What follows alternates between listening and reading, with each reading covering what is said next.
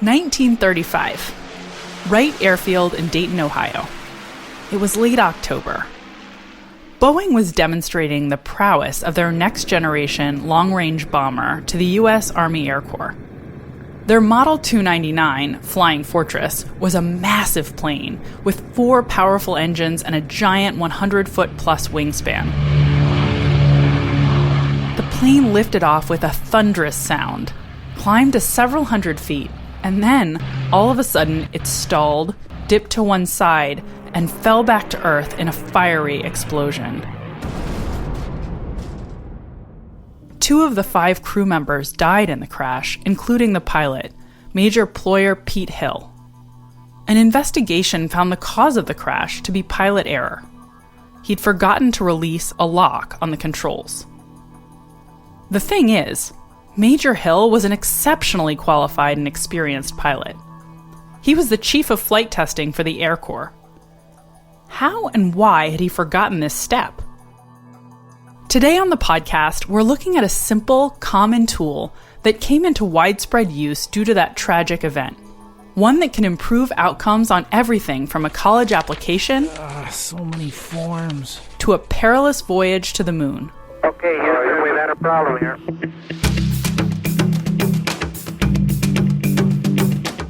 I'm Dr. Katie Milkman, and this is Choiceology, an original podcast from Charles Schwab. It's a show about the psychology and economics behind our decisions.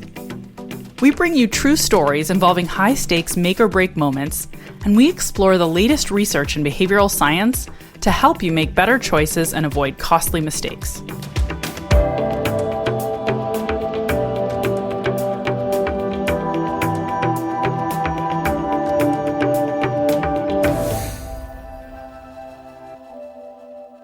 With Apollo 13, the real focus was on exploring the moon and finding out what it could tell us about the earliest history of the solar system.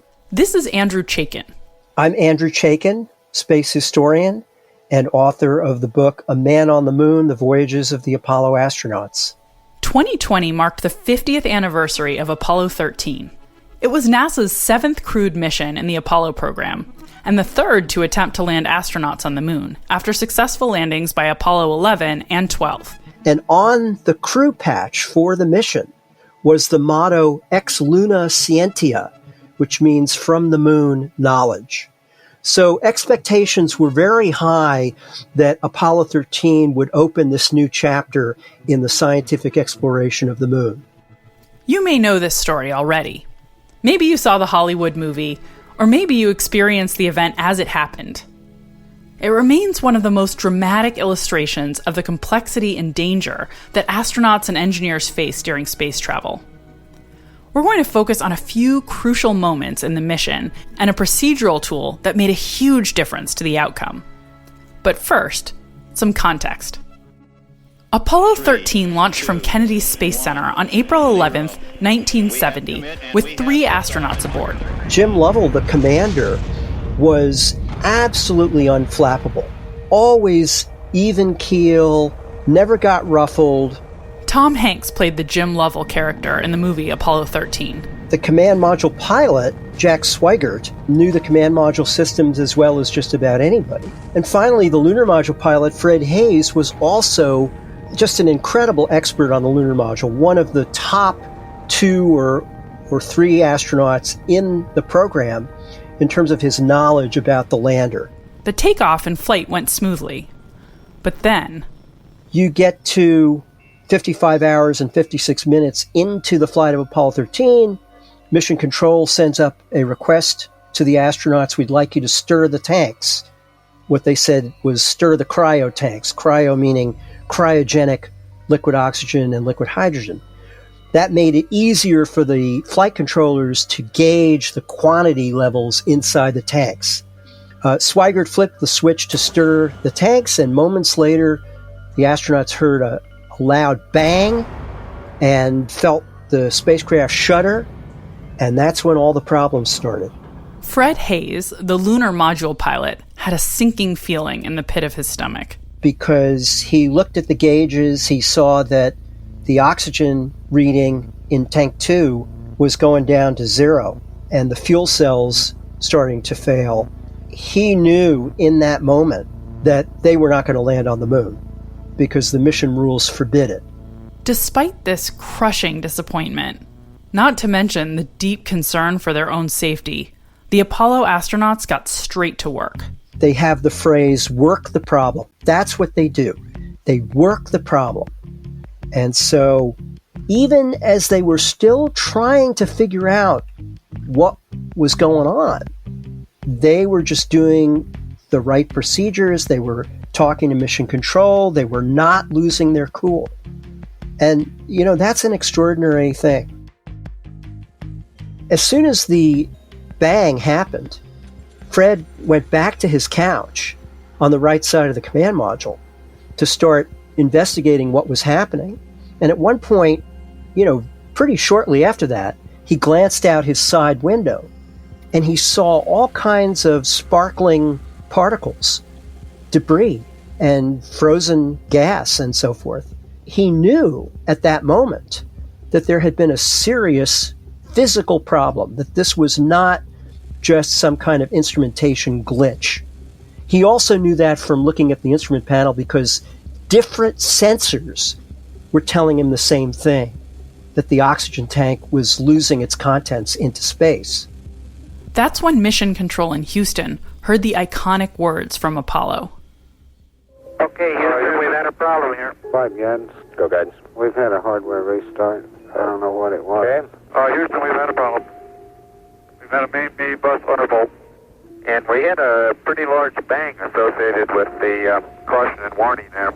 Neither he nor Lovell or Swigert said anything about the debris and the shiny little droplets out the window to Mission Control for quite a few minutes. And it wasn't until they heard Lovell finally say, looking out the window, we appear to be venting something into space. That's when they really had to confront the reality that, no, this was not an instrumentation problem. This was a really serious something that had happened to the spacecraft. The explosion in the cryo tanks meant the crew was rapidly losing the ability to generate power in the fuel cells for the command module. The command module is the nerve center of the craft, and it was designed to be home to the crew during the long voyage to and from the moon.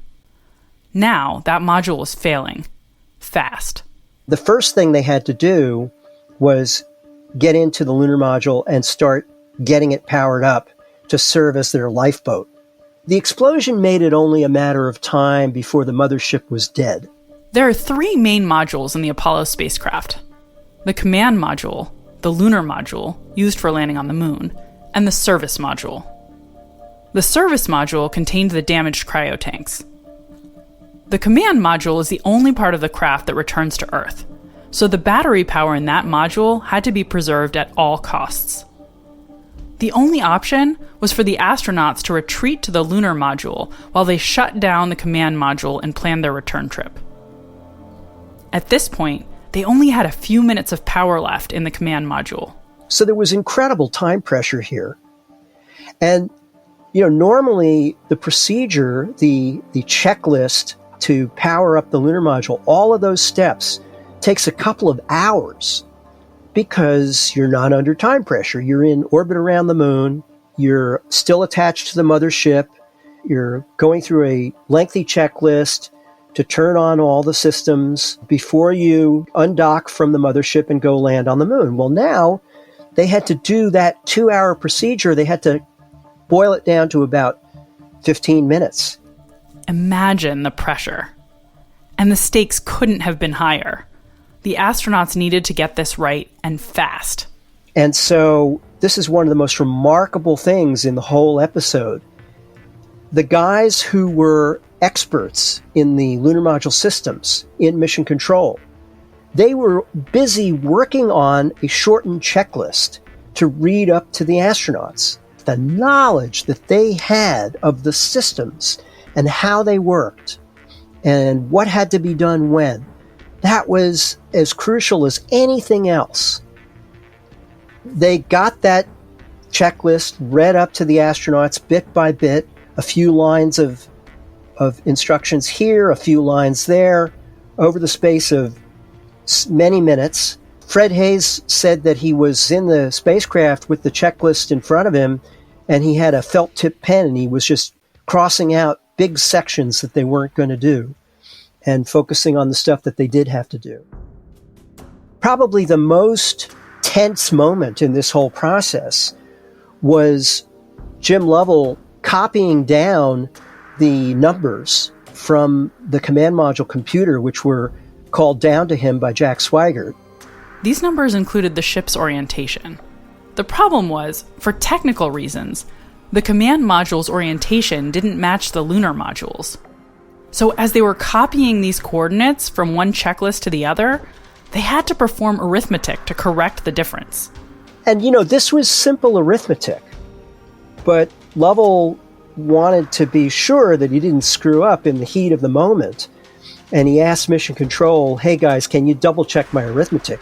The orientation was absolutely key, as they needed those numbers to calculate their position in space. They would be lost if there were any errors. The lunar module guys and Mission Control were sitting there, adding and subtracting the numbers themselves by hand, just to double check what Lovell had done. And they managed to get it into the lunar module computer in time before the command module had to be shut down to conserve, some amount of power in the batteries, and they took it from there.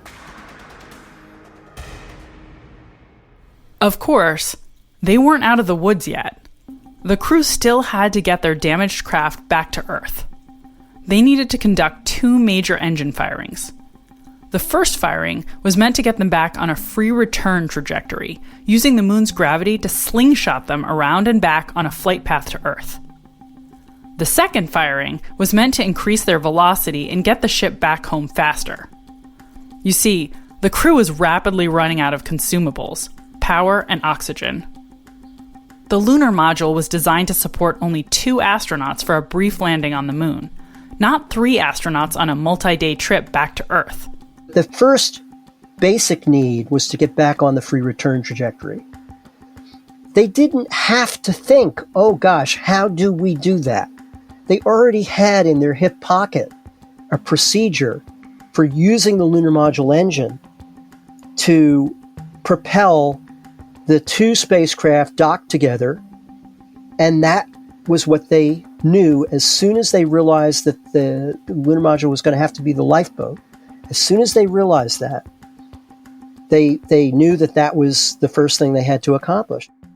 That basic plan, in the form of a procedural checklist, gave the astronauts step-by-step direction for this contingency.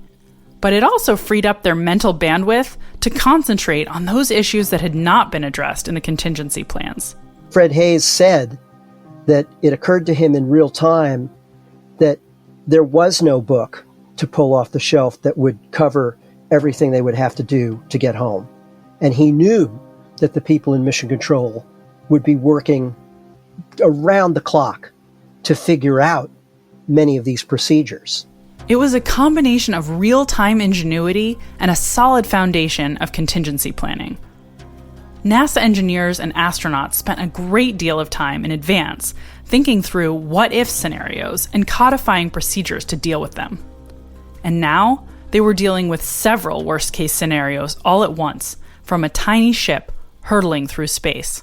It was a tight fit for 2 astronauts, and for 3, of course, it was even closer quarters. At one point, for much of the trip home, the only systems that they had powered up were the cabin fans to circulate oxygen and the radio. And so, they're in this tiny little cabin in the dark, got down to the low 50s in the lunar module and up in the command module, where, of course, everything had been turned off since the accident. It got much colder. At one point, Lovell went up to the food pantry in the command module to get some hot dogs and brought them down to the lunar module, and they were pretty much frozen solid. The final and most dangerous portion of the journey was still to come: re-entry. To re-enter the Earth's atmosphere, they had to essentially reboot the command module. Nobody has ever turned a spacecraft off in flight and then powered it back up. How the heck do you do that? Can it even be done? And to complicate matters, it had to be done with a very limited amount of electrical power, because all they had to go on were the batteries in the command module. It had taken several days for Mission Control to come up with a solution and test it. And at the end of that whole process, they came up with a checklist that didn't bust the power budget. And it took about 2 hours just to read it up to the astronauts. It was a long thing with many, many, many steps.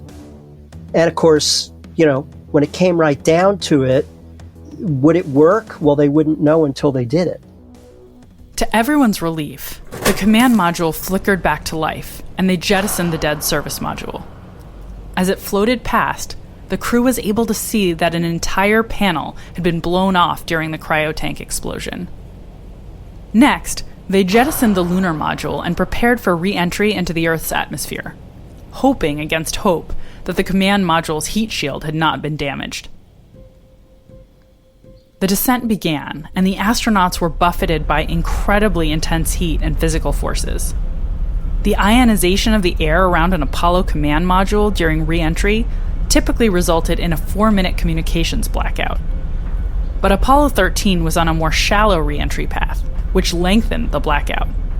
2 whole minutes of additional radio silence led Mission Control to fear that the command module's heat shield had failed.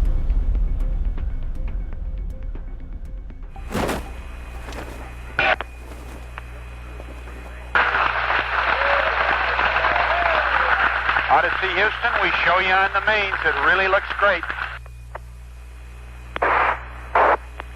An extremely loud applause here in Mission Control. Visual, very good. The crew regained radio contact and splashed down safely in the South Pacific Ocean. They had done it. Fred Hayes, Jim Lovell, and Jack Swigert had beaten the odds, and with the help of their colleagues at Mission Control in Houston, they had brought a damaged ship back to Earth and back from the brink of disaster. Apollo 13 came to be known famously as a successful failure. It's funny, I talked to Jim Lovell about how he looked back on Apollo 13, and he said, if I had it to do all over again, I still would like to have landed on the moon. But after that, he said, I would do Apollo 13 all over again the way it happened, because it was the ultimate test of a test pilot. And that right there was pretty remarkable.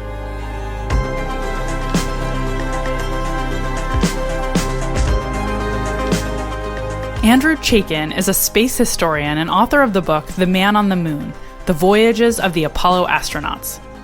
You can find links to his book and to more information on the Apollo program in the show notes or at schwab.com/podcast.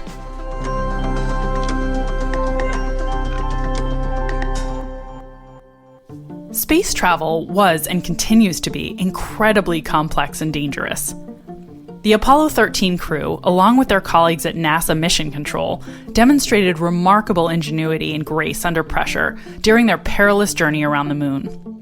And while long hours of intense training played a crucial role in their survival, the crew also relied heavily on step-by-step procedures in the form of checklists. Checklists help the team simplify complicated tasks and avoid errors in a situation where the consequences of a mistake were extreme. Good astronauts understand that they're human and subject to mistakes, which makes checklists a critically important tool. Checklists can also help prevent disagreements. When that cryotank exploded in the service module, there was no debate about whether or not the astronauts could continue with their plan to land on the moon.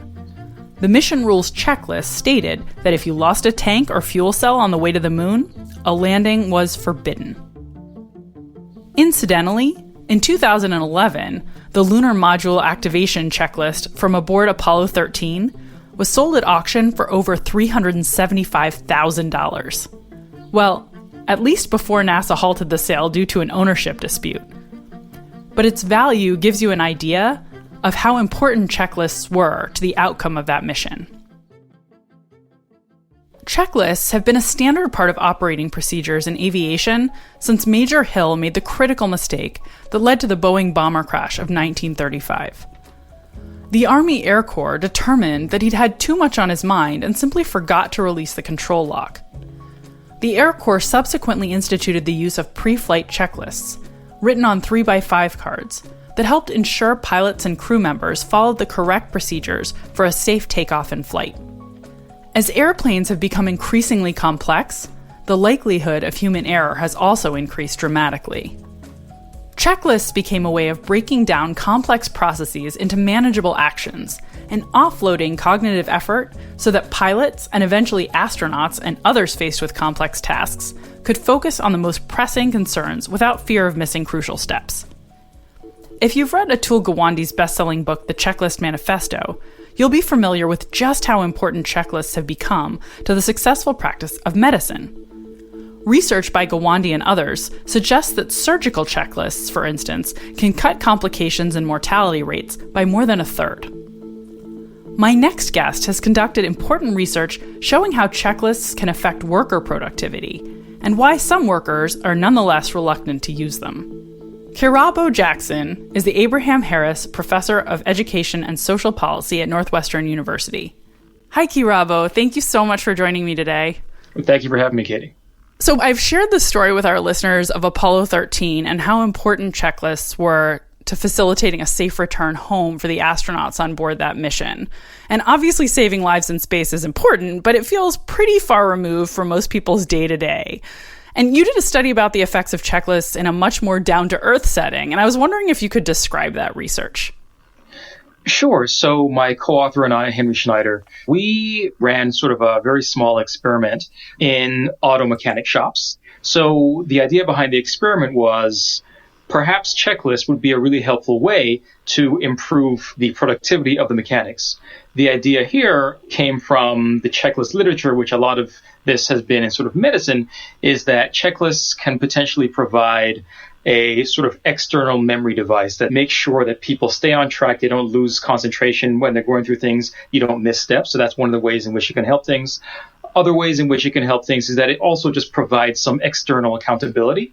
If you have a checklist, everyone has to go through the checklist. Everyone understands that once the checklist is filled out, it's been done. So it also provides some external accountability to ensure that whoever is doing the task is doing it properly. So the idea was that we're going to roll out this experiment in a small number of auto mechanic shops.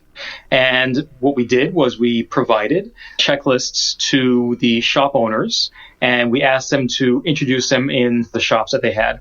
The checklist was basically a very standard auto mechanic list that listed the kinds of components you would check. And basically it goes through all the various components of the car that a mechanic would want to look at when they want to just make sure they're doing a thorough once-over of the car to identify any problems that they would want to potentially fix.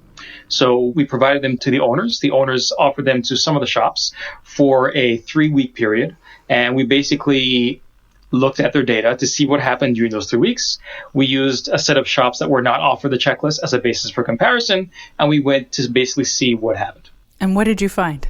So what we found was at the end of the period that total revenues went up in these shops. They went up by about 25%, which is actually a pretty big increase in the overall revenues generated by the shop. So during these 3 weeks, the auto mechanics basically made more money for their owners.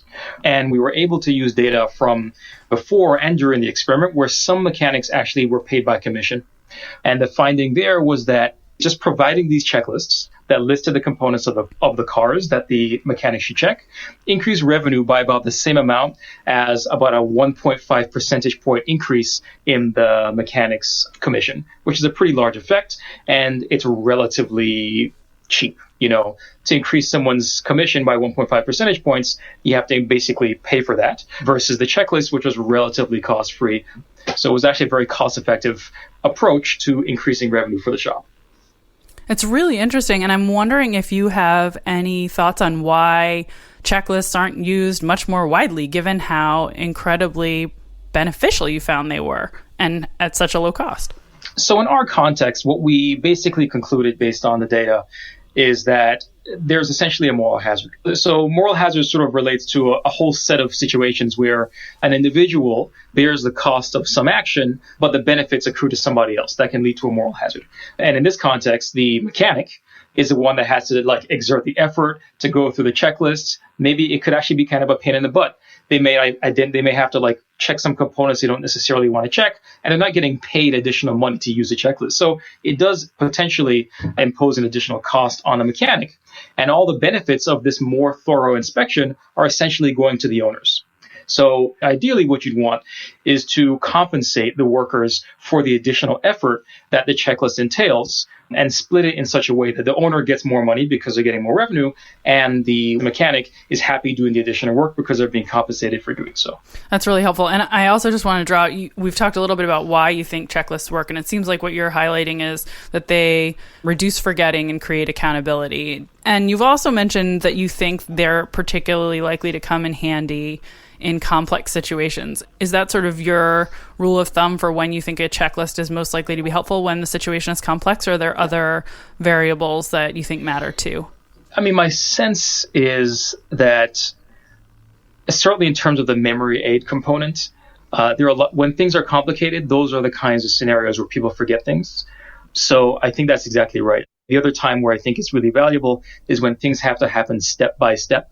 And they're multi-step processes. And it can just be difficult to keep track of a whole bunch of different steps unless you write things down and sort of make sure you're staying on task. So I think multi-step situations that are complex are exactly the kind of scenario where you're going to want to use those things. One of the nice things to think about checklists as well is that, many jobs have a piece that is complicated or diagnostic and another piece which requires the exertion of effort or acting on the checklist.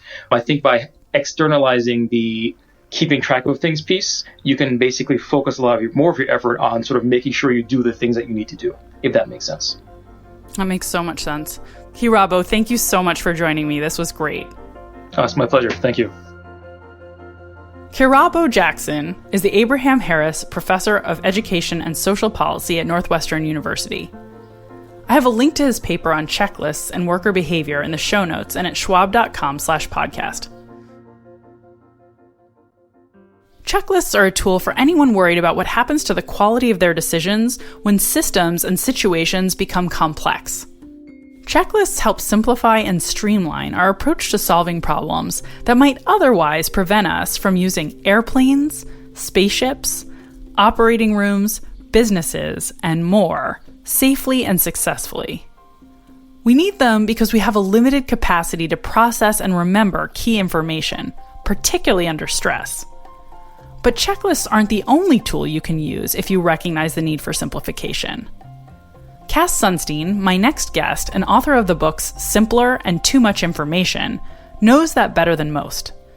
Cass has devoted enormous time and energy to simplifying government programs and regulatory policies to improve outcomes for Americans. He's done that by adding checklists, reducing paperwork, and streamlining systems. Cass joined me from his home in Massachusetts. Hi, Cass. I really appreciate you joining me. Thank you so much for taking the time. Thanks to you, Katie. It's a great pleasure to be here. First, can you talk a little bit about why simplifying processes by reducing paperwork and providing checklists can be so important when we're in government or organizations more generally? Yes. Well, let's take an old-fashioned idea about people, which is that they run costs and benefits and they think, is it worth it? They make a rational, intuitive judgment. Should I do the thing? And if the thing is complicated, the rational judgment might be, no, I'm not going to do that thing because it's too hard or because it'll make me sad. And that might mean that they won't sign up for something that might be economic benefits or a health program that would really be great, but they're rationally deciding it's just too much bother. Now, if we add to it that human beings often suffer and sometimes benefit from foibles, behavioral findings, we can call them foibles if we like, such as people might be present biased. They might think today really matters and next year is a foreign country, later land, I'm not sure if we're going to be there. Or they might be unrealistically optimistic. They might think, well, I won't do it this week, but surely I'll do it next week. Or they might have a kind of scarcity in their head of things they can attend to, especially if they're poor or really busy or impaired in some way. Maybe they're older, maybe they're depressed.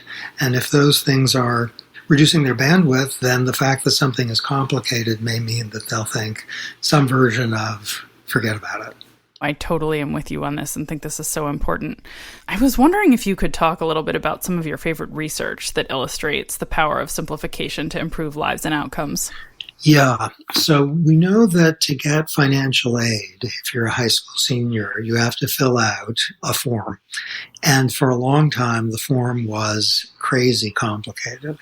At the time that it was crazy complicated, including requiring high school juniors and seniors to find out their parents' tax information, at that time, a lot of people just didn't get financial aid to which they were entitled, not because of present bias or unrealistic optimism, just because the form was not feasible to navigate. And a study showed that if you simplify the form, you can have the same effects as in terms of increasing college enrollment as you can have by increasing the subsidy by thousands of dollars. So pause over that. 2 ways to increase people's ability to go to college if they're poor. One is simplify the form. The other is give them, each one, several $1,000s more money. Now, the form simplification is a lot more cost effective. It's just so interesting that paying people to complete forms that will give them money is actually less effective than simply making the forms easier to complete. Yeah. So another way of dealing with the issue of complexity is giving people checklists. Is that something you've worked on at all? Yes. So I have a story. It's not quite a study, but it has drama associated with it. I'm going to tell it for the first time here. So here you go. When I was in the U.S. government, all agencies of the federal government, then as now, are governed by a document from the Office of Management and Budget, which is over 50 pages and which is about producing regulatory impact analyses. Now, that might seem like a dull and kind of technical matter, but if any agency, it might be under President Obama, President Trump, President Bush, President Clinton, is regulating, let's say, highway safety or food safety or occupational safety or climate or something involving immigration, it has to do this analysis. And the analysis is often decisive to the outcome. But 52 single-space pages of technical material is pretty hard to absorb, even if this is your business. So I produced a checklist. It's called the Regulatory Impact Analysis Checklist, and it's available online, and it's really short. I produced it with my little fingers, just summarizing the highlights of the 52-page document. It's used every day by agencies in the federal government to figure out what they're supposed to do when they decide what a rule should be involving, let's say, occupational health. And while some of these issues are really high-profile things that end up on the front page of the newspaper, and the technical analysis may or may not be crucial to what happens, often in ways that will never make the newspapers, the well-being of people all over the country is improved because there's a checklist there, which allows bureaucrats to figure out what they're supposed to attend to. So I want to take this from the realm of government to actually people's personal lives, because I bet many of our listeners are going to be wondering about how, not how to better regulate government, but how to better regulate themselves. So if someone were worried about making mistakes in their own life when they're facing complex systems or forms, what kind of advice would you have for them about how to set themselves up for success? First, take a deep breath. Second, if it's a complex matter, put it into component parts, and it gets a lot less scary that way. And maybe put a little list of the 5 things that are the component parts. So if one has a task, it might be, in a company, it might be in a nonprofit, it might be as a student. The task itself probably has a name. which is somewhere between daunting and terrifying. And if you break it up into the 6 things that the name is camouflaging, then it can be much more attractive. And if that 6 things, let's say, now it might be a little harder than that, it might be 14 things, can be broken up in that way. Maybe there's one that can be done on a Tuesday, another on a Wednesday, another on a Thursday. And once you've done the 2 on the first days, then you're like 1/7 of the way through. And that's a very cheering thought and can motivate continuation. So even an informal kind of in the mind checklist with respect to daunting tasks can be liberating. It's really interesting. And it's also interesting to me, Cass, that the way you've talked about simplification is actually a little different than the way I've thought about it. So I want to dig in for just a second there. I used to think before this conversation, okay, simplification is really about trying to reduce forgetting. But it seems like you're also using it as a way to avoid present bias and procrastination and feeling overwhelmed by large tasks. Am I thinking about that right? Yes. I mean, your way of thinking about it, of course, is completely fundamental. But I would include the others also.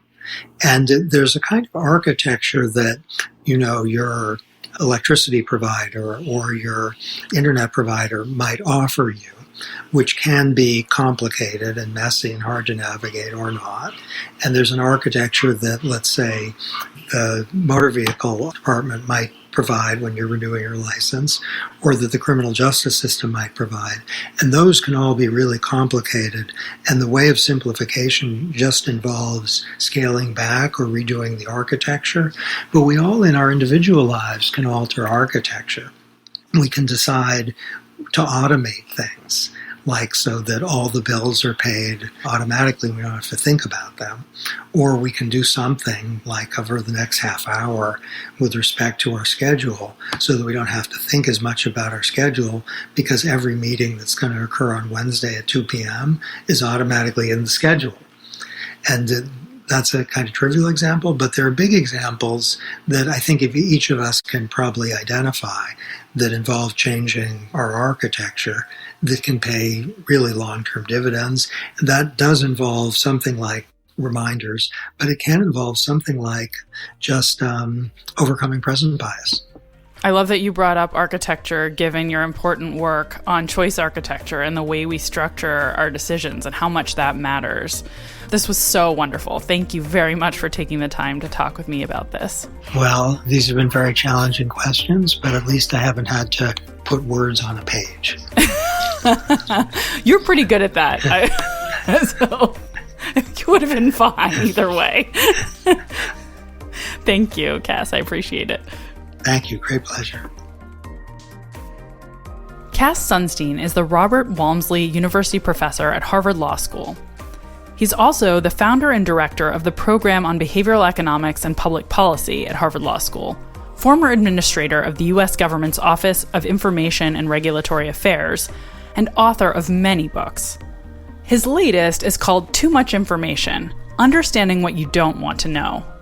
You'll find links to his book and more in the show notes or at schwab.com/podcast.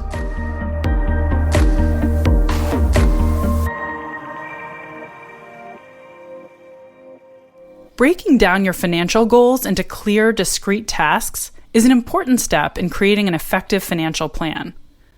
This also helps you think about what could go wrong and how you might respond to stay on track. Check out the Financial Decoder podcast episode titled, "Are Financial Plans Just for the Wealthy?" to hear more about overcoming common barriers to getting started with a plan. You can find it at schwab.com/financial decoder or wherever you listen to podcasts. The topic of today's episode harkens back to the origins of the field of behavioral economics.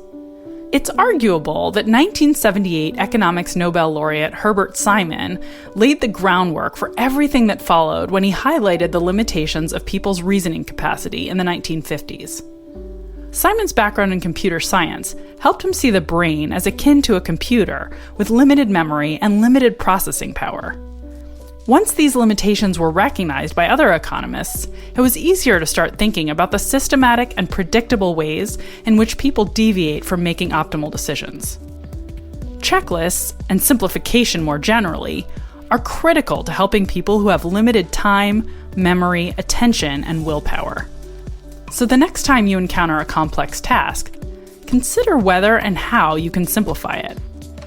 And if it's one you or others might have to repeat, ask yourself whether creating a checklist could help reduce errors and improve productivity.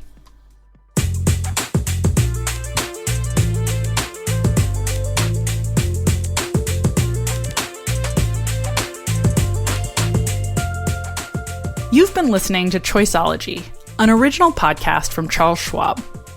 If you've enjoyed the show, we'd be really grateful if you'd leave us a review on Apple Podcasts. You can also subscribe for free in your favorite podcasting apps. And if you'd like to get my newsletter to learn more about behavioral science, you can sign up at katiemilkman.com/newsletter. In the next episode, we'll look at a curious phenomenon where people avoid information that may actually help them. I'm Dr. Katie Milkman. Talk to you soon.